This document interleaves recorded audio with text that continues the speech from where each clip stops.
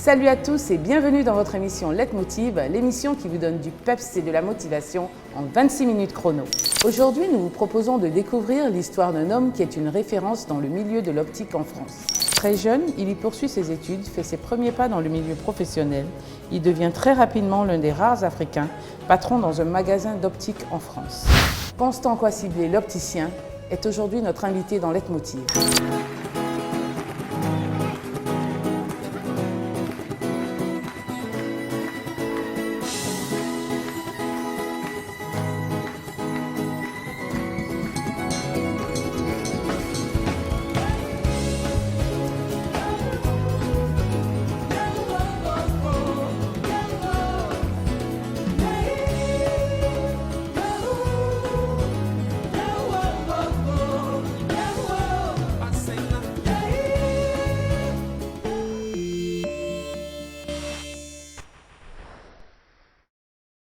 Vous êtes chef d'entreprise, cadre ou jeune entrepreneur? Votre parcours et votre histoire peut inspirer ou motiver la jeunesse africaine. Participez à votre émission Leitmotiv sur RTI2 et partagez votre expérience avec ceux qui en ont besoin. Infoline. Leitmotiv. Nous avons tous besoin d'une source d'inspiration.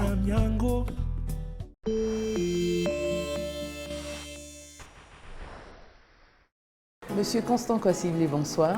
Bonsoir Corinne. Alors, vous faites partie de cette diaspora ivoirienne qui a décidé de revenir investir au pays. Mais avant cela, votre parcours est synonyme d'une grande réussite professionnelle en France. Racontez-nous un peu votre parcours depuis Abidjan et votre cursus scolaire. Tout simplement, j'ai commencé mon primaire à Cocody-Est, près de la locodrome à Cocody. Donc je suis un petit de Cocody, comme on dit. Voilà, donc CP1 jusqu'au CM2, élève quand même brillant et sérieux. Hein, très calme. Ensuite, je pars au collège, collège d'orientation de Cocody, 6e à la 3e. Surtout que j'oublie pas, quand j'étais à l'école primaire, j'avais une maîtresse que je vais beaucoup remercier, qui est Madame Bonny, qui m'a fait vraiment avancer dans la vie. Et après, cursus au collège, et après le collège, c'était pas moi qui devais aller en France. Même ma sœur Anne, qui faisait des études de pharmacie, voulait qu'un des frères ou sœurs viennent. Donc, c'est moi qu'on a choisi. Et là, vous saviez déjà ce que vous vouliez faire plus tard? Oui, je voulais être médecin comme mon père.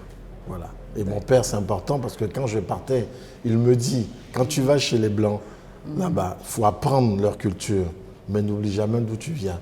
Et surtout, reviens après dans ton pays pour pouvoir, tout ce que tu as appris là-bas, que tu puisses l'utiliser et apprendre aussi aux autres. Donc après le bac, c'est décidé, vous devez partir en France. Non, je suis parti en France à partir de la seconde. Ah, à partir de la seconde, donc j'ai fait tout mon cursus secondaire en France. D'accord, donc le lycée en fait. Oui, donc le lycée. Et ce qui était très intéressant, c'est que je tombe dans une école catholique qui était une école que de filles. Et l'année où j'arrive, cette école passe mixte. Ah d'accord. Et c'est très important pour moi. C'est très important. Alors vous arrivez, comment se fait pour la première fois en France, comment se fait votre intégration? L'intégration, j'arrive moins 20 degrés. Première année, il fait le plus froid. Donc déjà ça, c'était pas marrant pour moi. Mais l'intégration s'est vraiment fait beaucoup plus facilement parce que les filles n'ont pas ce rapport vis-à-vis d'un homme, c'est plutôt comme des mères. Oui, donc pour elles, je venais d'Afrique. J'étais le petit qui était tout seul. Oui. Donc, et la chance que vous aviez, vous étiez en famille quand même chez votre sœur. Voilà, donc j'étais avec ma sœur et ma cousine Justine. Alors ce froid et tout ça, vous faites rapidement des amis au lycée? Ah ben oui, comme je dis, mais l'intégration était très bien parce que très peu de garçons, donc tout de suite avec des potes, mais les filles étaient un peu comme nos mères. Donc intégration parce qu'elles m'ont expliqué ce qu'il fallait faire et ne pas faire. Et ça, c'est important. Ok, donc là, vous restez 3 ans dans ce lycée. Comment ça se passe? Très bien, très bien. Bonne Toujours brillant? Pas tout de suite parce qu'il fallait un peu m'adapter, mais l'école en Côte d'Ivoire était au top. Donc ça veut dire que quand on est arrivé, on n'avait même pas de quoi rougir. Parce que, mais par rapport au niveau, vous avez trouvé comment? Qu'il était plus haut, plus bas que celui Non, pas du tout. d'Abidjan? Non, on était au top. Moi, je suis arrivé en seconde C, je n'étais pas le dernier de la classe, j'étais moyen. Pas forcément brillant parce qu'il y avait des gens beaucoup plus forts que moi. Mais franchement, l'école qu'on avait ici n'avait pas à rougir de l'école en France. Voilà. Alors, donc, vous faites un bac D, Oui. et après le bac, qu'est-ce que vous faites? Médecine, comme mon père, j'ai toujours voulu être médecin. Toujours, c'est un rêve d'enfant. D'accord. Et là, dans le Nord, c'est vrai qu'il y a beaucoup d'universités, donc c'était pas bien compliqué de trouver une bonne université de médecine. Oui, bien sûr. Donc, je m'inscris en fac de médecine, mais il y a un numerus clausus en France qui est très, très, très dur. La première année, sur 2000 étudiants, ils en ont pris à peine 200. Ah, 10%, Voilà. Et en plus, fait. il y a un double concours, puisque ceux qui ne sont pas français, il y a un concours interne encore entre les étrangers. D'accord. Voilà. Donc, je fais 2 ans. Ça ne fonctionne pas. J'ai le droit même de tripler, ce qui est rare parce qu'on ne permet pas de tripler. Et j'ai mon grand frère qui me dit, mais tu sais qu'il y a une école d'optique près de la maison? Ah. Et du coup, on commence à réfléchir. Donc Léo, mon frère que j'adore, l'optique, c'est un métier paramédical. Donc je reste un peu dans la médecine, plus ou moins. Oui, oui. Et il y a le côté commercial, qui après, je vais moi-même voir que j'ai quand même un don un peu plus dans le côté commercial. Alors, dans cette école d'optique, il fallait y rester combien d'années Donc c'était pour obtenir son diplôme? c'était un bac plus 3. D'accord. Voilà. Donc je commence la première année en France et après je continue en Belgique parce que l'école était assez chère. C'est à peu près 10 à 12 000 euros Ok, l'année. d'accord. Donc mon père dit trouve une autre école parce que pour moi ça me revient trop cher. Bien sûr. Donc je vais en Belgique. D'accord. Et en Belgique, En Belgique, Comment ça se l'école passe? coûte beaucoup moins c'est cher. pareil qu'en France? Oui, ou, c'est pareil, mais eux ils sont beaucoup plus axés sur le côté pratique. Qui en France, les 2 ou 3 ans, le côté pratique n'est pas aussi élevé qu'en Belgique. D'accord. Mais après, comment vous avez fait par la suite quand vous avez eu vos diplômes? Parce que les diplômes belges ne sont pas reconnus en France. Ah oui, les diplômes, non. C'est reconnu en France, mais il faut être membre de la communauté européenne. D'accord. Donc moi, étant ivoirien, quand je suis revenu en France, ça a été un peu compliqué. Mais mon cursus j'ai pas débuté vraiment dans l'optique, puisque je faisais les fameux Jossi, comme on dit, D'accord. et j'ai travaillé dans la restauration. D'accord. Alors donc, après votre diplôme en main Oui. d'opticien, qu'est-ce que vous décidez de faire? J'essaie de trouver du boulot en Belgique, je ne trouve pas. Et j'ai un ami qui est opticien aussi comme moi, Camille Tafébé. Et on est les premiers opticiens de Côte d'Ivoire. Arnaud Guessen, Camille Tafébé et moi. D'accord. Et il me dit, mais tiens, moi j'ai un petit boulot de voiturier, mais j'arrête. Donc je prends sa place. En Parce tant que dans voitu- l'optique, vous n'aviez pas trouvé. Non, parce que D'accord. on ne va pas se mentir. Quand on est black, c'est beaucoup plus C'est difficile. pas évident. Oui, voilà. D'accord. Mais en tout cas, vous ne baissez pas les bras. Oui. Donc vous commencez à faire les petits jossis, comme on dit, Oui. en tant que voiturier. Voiturier. Pendant et après, combien de temps? Premier temps, et mon patron voit bien que j'ai des aptitudes un peu dans la restauration. Donc il me dit, vous voulez travailler dans l'optique ou dans la restauration? Je dis, où j'ai du boulot. Mon patron m'apprend le métier, donc je termine maître d'hôtel. Là, vous n'aviez pas un petit regret quand même avec un diplôme d'opticien de vous retrouver en tant que maître d'hôtel dans un restaurant? Non, pas du tout. Franchement, C'était une nouvelle expérience. nouvelle expérience. Vous avez Moi- pris ça comme ça, Voilà. en fait. Moi, j'aime toujours apprendre. Donc, vraiment content de ce métier. Et franchement, j'aurais voulu faire carrière dedans. Et c'est ma copine, qui est devenue ma femme à l'époque, qui me dit, mais tu sais que tu es opticien. Je dis, oui, mais je ne trouve pas de boulot. Et c'est elle qui me dit, mais reviens en France. Peut-être que là, tu auras plus de chance. De chance, voilà. Alors donc, vous restez combien de temps dans ce restaurant? Donc, je travaille à peu près, on va dire, 1 an et demi, 2 ans. Au D'accord. maximum. Et vous décidez donc de rentrer en France pour écouter un peu les conseils que votre petite amie vous donne. Voilà, donc je plaque un peu tout. C'est un matin, je décide.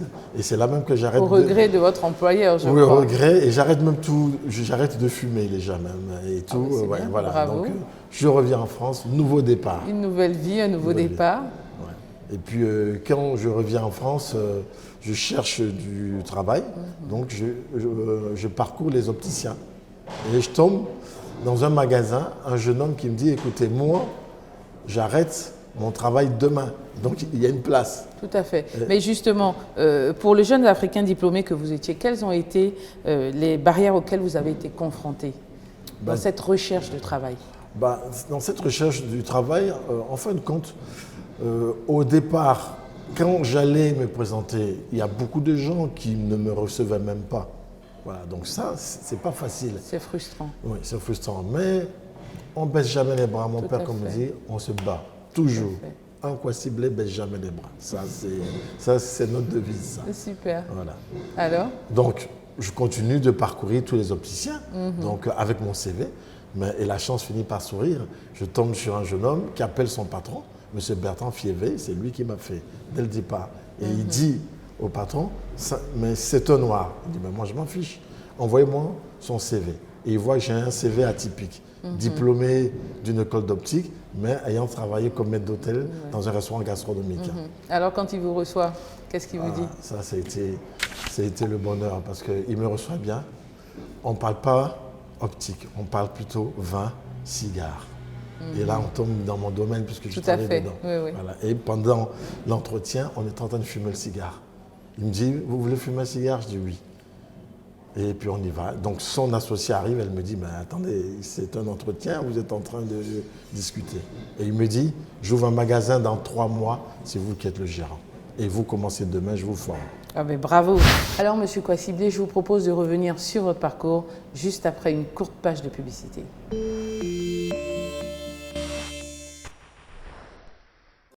Vous êtes chef d'entreprise, cadre ou jeune entrepreneur?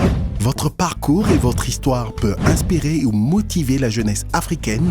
Participez à votre émission Leitmotiv sur RTI2 et partagez votre expérience avec ceux qui en ont besoin. Infoline. Leitmotiv. Nous avons tous besoin d'une source d'inspiration.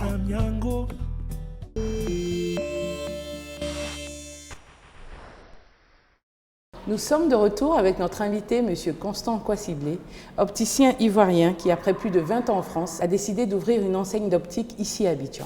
M. Kwasiblé, comment se passe la suite de votre vie professionnelle? C'est simple, c'est que ce monsieur génial décide que je commence à travailler chez lui, il me forme, puisque moi je n'avais jamais vraiment travaillé dans l'optique. Donc je me retrouve 3 mois après gérant d'un de ses magasins. Et donc au nez et à la barbe de tous ceux qui normalement devaient prendre cette place. Oui. Mais il m'a fait confiance. Il m'a dit, on y va, c'est vous qui allez gérer, parce qu'il avait 14 magasins. Voilà. Donc je dirige un de ces magasins. Et de la manière dont je travaille, il me dit, ce serait bien que vous installez vous, parce que vous ne travaillez pas comme un employé. Vous travaillez comme si c'était votre propre affaire, parce que les dimanches, quand il passait des fois au magasin, j'y étais. Voilà.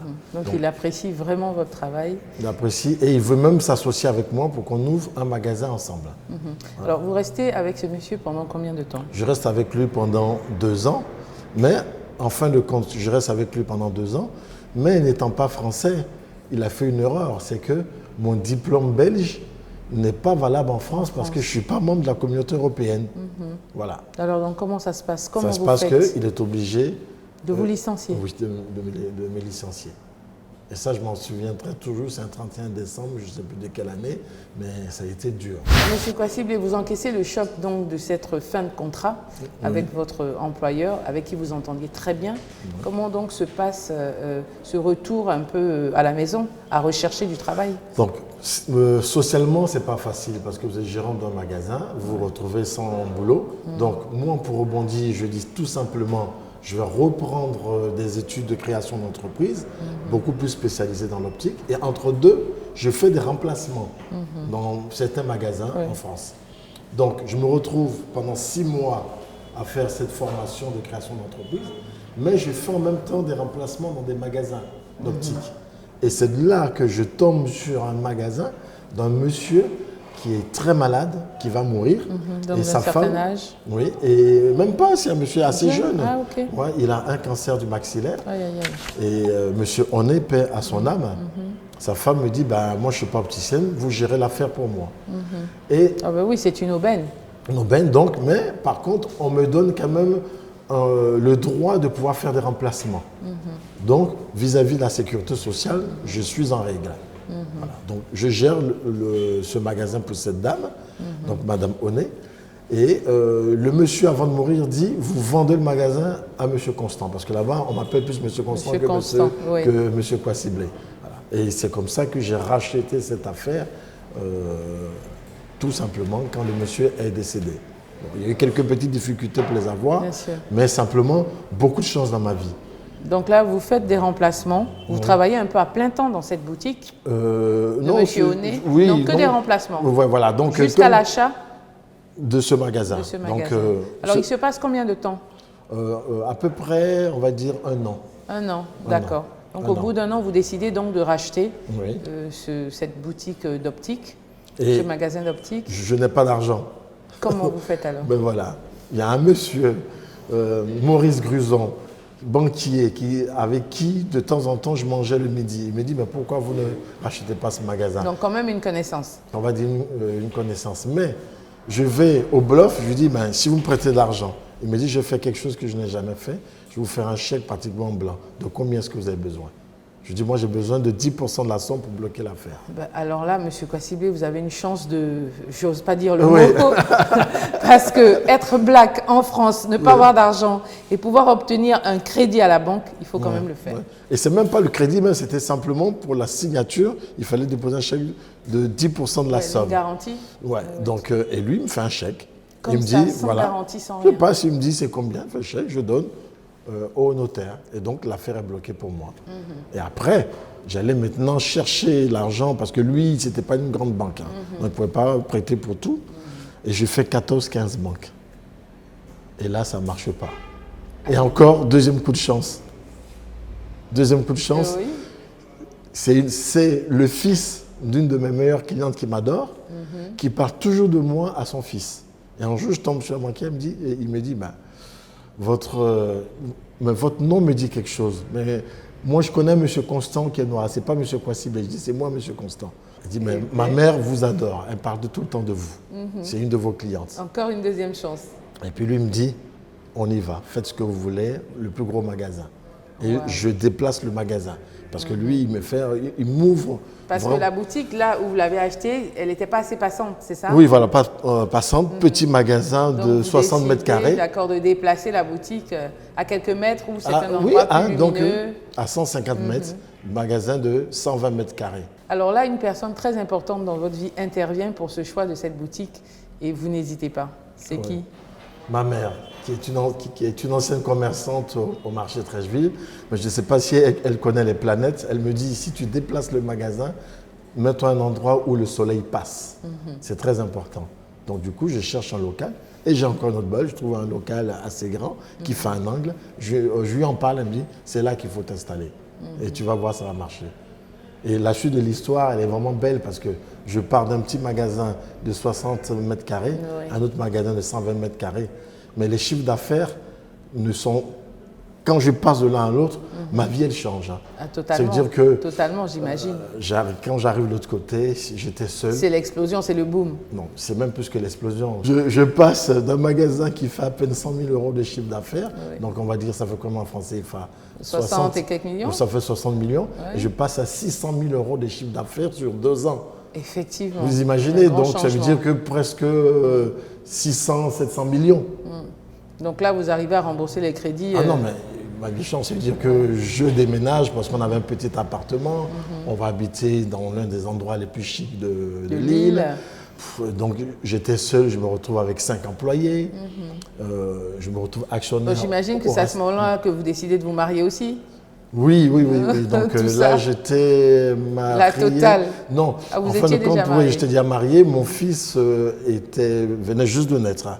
Donc il est né en 97, Théo. Voilà. Donc là, c'est l'apothéose en fait dans votre carrière. Oui, donc là, ça a été les belles années. Je dirais, c'est de 97 à 2010. D'accord. J'ai vraiment eu, mais... Alors, c'est racontez-nous même un trop peu alors donc votre installation dans cette nouvelle boutique. Comment vous faites justement Est-ce que les clients viennent d'eux-mêmes ou est-ce que Non, vous... mais donc le magasin s'appelle Ivoire Optique. Donc, et j'avais rencontré ces gars-là. Ivoire Optique, c'est par rapport à la Côte d'Ivoire que Oui, vous l'avez voilà. donné. J'avais fait ce jeu de mots parce que quand je m'étais présenté à l'école d'optique, que j'ai dit je suis ivoirien et que je fais l'optique, tout le monde a commencé à rire. Et on me dit, mais attendez, vous êtes ivoirien, vous êtes opticien, vous ne voyez pas un peu le jeu de mots? Donc du coup, j'ai décidé d'appeler ce magasin fait. Ivoire Optique avec un logo. Et Entre deux, je rencontre Séguéla. Ça vous a porté chance aussi quand même. Là. Bien sûr. Donc ça m'a permis vraiment de me développer. Mais je reviens, Séguéla, le roi de la pub. Oui, tout à fait. Je le rencontre, il dédicace un livre, je lui montre Ivoire Optique et puis il est un peu mort de rire et puis il me dit, Séguéla aussi, c'est la Côte d'Ivoire. Oui, tout à et fait. Et il m'écrit, c'est pas ça l'argent. Ça s'écrit de la même façon, oui, Séguéla? pareil. Okay. Il dit, c'est pas l'argent qui fait les idées, mais ce sont les idées qui font l'argent. Ça, c'est important. Ce petit mot-là va changer par la suite, mais plus tard. Donc, on en reviendra. Et moi, je continue mon petit bonhomme de chemin avec Ivoire Optique jusqu'en 2010. D'accord. Voilà. Et en 2010, alors, qu'est-ce qui se passe? Quel est le déclic? J'ai un gros contrôle fiscal. Et là, je peux vous dire, j'ai un genou à terre. Parce que là, je paye 70 millions de taxes. Et ce jour-là, j'ai pleuré devant l'inspectrice. Parce que je lui ai dit, vous imaginez, j'arrive à l'âge de 15 ans, je me fais tout seul, j'arrive à réussir. Et vous mettez une taxe comme ça énorme. Moi, l'argent, je l'investis ici en France. Ce n'est pas de l'argent volé. Mais ma femme m'avait dit, tu vas montrer trop ce signe de quelqu'un qui a réussi. Oui. Ce signe de richesse, sois plus discret. Mais je dis, c'est pas d'être discret ou pas, c'est mon argent. Et puis, je n'ai pas volé cet argent. Voilà, je n'ai pas volé. Mais j'ai eu pas mal de contrôle de la douane. Je ne sais pas si quelqu'un m'en voulait, mais bon, ça fait parce que comme ça aussi, un contrôle fiscal en France... Bon, c'est quand même un peu étonnant, mais bon. Voilà, donc ce contrôle fiscal, contrôle de la douane, donc je paye à peu près 70 millions. Donc ça me met un genou à terre. Mais on ne baisse jamais les bras chez les passagers. Oui, mais c'est quand même une grosse gifle. Donc là, à ce moment-là, qu'est-ce que vous décidez de à un moment, faire? J'ai envie de tout laisser tomber. Franchement, j'ai envie de tout laisser tomber. Et dans mes papiers, je retrouve le petit mot de Jacques Séguéla. Oui, eh bien dis donc, combien d'années après? Voilà, un peu 4-5 ans après, même plus que ça, 6 ans. Et du coup, je décide d'aller au culot et de téléphoner à Jacques Séguéla pour dire que j'ai envie de le rencontrer. J'appelle sa secrétaire, elle me dit, mais vous le connaissez? Je dis non. Et le culot, ça paye toujours d'ailleurs. Et je lui raconte l'histoire, comment je l'ai rencontré. Elle me dit, scannez-moi ce document, faites un petit mail. 10 minutes après, à peine qu'elle est reçue, elle me téléphone, vous avez rendez-vous la semaine prochaine avec Séguéla. Super. Voilà, donc j'ai un genou à terre, j'ai perdu quand même de l'argent. Mais cette petite phrase-là vous redonne de l'espoir. Voilà. Donc vous allez à la rencontre de Jacques Séguéla. Je le vois dans son bureau, il me dit, on se tutoie. Le courant passe, le courant passe, voilà. Et puis moi, j'aime bien les gens, donc j'étais vraiment dans mon élément. Et je décide avec lui de changer déjà mon enseigne Ivoire Optique parce que j'ai envie de développer un peu plus de magasins. Donc à cette époque, j'ai 2 magasins à 100% à moi et 2 autres associés. Donc j'ai 4 magasins en tout. Et il me dit, vous pouvez le développer. Et puis je parle aussi de revenir en Afrique aussi développer quelque chose. Donc ensemble, avec Jacques Delanoë qui était le patron de Euro RSCG, et puis Jacques Lafosse aussi, un mec de Essilor, je tiens ces 3 noms, les 3 Jacques, on réfléchit sur des concepts. Maintenant, je vois développement à l'international. Je vois grand là. C'est développé dans toute la France, développé dans toute l'Afrique. Voilà. Mais le 24 mai 2011, mon père décède. Oui. Et ça, c'est encore une autre gifle. À son âme. Voilà. Et mon père devait venir vivre pendant 1 an chez moi parce qu'il y avait eu la guerre en Côte d'Ivoire. Donc j'avais fait son visa, son certificat d'hébergement et son billet. Et il devait arriver 10 jours après son décès. Et moi qui n'ai pas vécu avec mon père, puisque à l'âge de 15 ans, je vais en France, jusqu'à l'âge de 48 ans, je me retrouve... je n'ai jamais vécu plus d'1 mois avec mon père. Je viens pour les vacances, donc je n'ai pas grandi normalement, comme tout le monde avec le père, avec mon père ou ma mère. Donc là, c'est un signe, je pense, qui me dit, tu avais dit à ton père que quand tu finissais tes études, tu devais rentrerais. Ouais. Et cette parole, c'est pas que je ne l'ai pas respectée, mais les événements de la vie ont fait que vous n'avez pas pu rentrer. Voilà, donc, et là, maintenant, je décide. Là, ça fait un tilt là dans la tête. Alors, Monsieur Constant Kwasiblé, votre histoire est loin d'être terminée. Il va s'ouvrir un nouveau chapitre à votre vie, le retour au pays. Donc, le déclic pour moi, c'est le 24 mai 2011, le décès de mon père, paix à son âme. Ça a été vraiment un choc assez dur pour moi parce que je voulais vraiment passer des moments avec lui. Il devait venir me rejoindre en France, passer 1 année à Lille, dans le Nord. Suite à la guerre qu'il y avait en Côte d'Ivoire. D'accord, la crise, oui. Ça n'a pas pu se faire. Et quand je partais, il m'avait dit, vous devez revenir chez vous. Donc retour aux sources, retour aux racines. Donc ça y est, je dis, la décision est faite. Le projet que j'avais initié, les magasins caractère social, et c'est très important pour moi parce que ce côté social, la démocratisation même de la paire de lunettes en Afrique, ça y est, donc je décide de revenir, de rentrer. Déjà dans un premier temps, revenir le plus souvent possible. Ça va me permettre de voir ma mère aussi, que je n'ai pas beaucoup vue. Donc ça, c'est très important. Tout à fait. Et puis aussi revoir tous les amis, revoir mon pays. Donc maintenant, je viens 6 à 7 fois par an en Côte d'Ivoire. Alors nous donnons donc rendez-vous à nos téléspectateurs la semaine prochaine pour la suite et fin de cette émission qui vous est consacrée. Que Dieu vous garde. La semaine prochaine dans Leitmotiv. J'ai toujours vécu, je dirais, en France pendant plus de 30 ans. Donc revenir comme ça ne s'improvise pas. La diaspora qui revient, on a quelques habitudes là-bas où on dirait que tout fonctionne très vite et très bien. Quand on voit tous ces jeunes qui meurent parce qu'ils veulent partir en Occident, ça ne sert à rien d'y aller là-bas parce que du travail, je parlais de la France, il n'y a plus de boulot. Il faut absolument dissuader tous ces jeunes-là qui partent de manière illégale. Attention, celui qui part de manière légale parce qu'il veut continuer ses études, d'accord. Mais partir comme ça à l'aventure, c'est pas conseillé. Pour moi, j'ai dit c'est terminé. Salut à tous, bienvenue dans votre émission Leitmotiv. Ouais. Aujourd'hui, nous vous proposons de découvrir l'histoire d'un homme qui est qui est une référence. Très jeune, il y poursuit ses études. Bon, là, je peux lire puisqu'on ne me verra pas. Ok, oui, d'accord, ok. Alors, nous donnons donc rendez-vous à nos téléspectateurs la semaine prochaine pour la suite.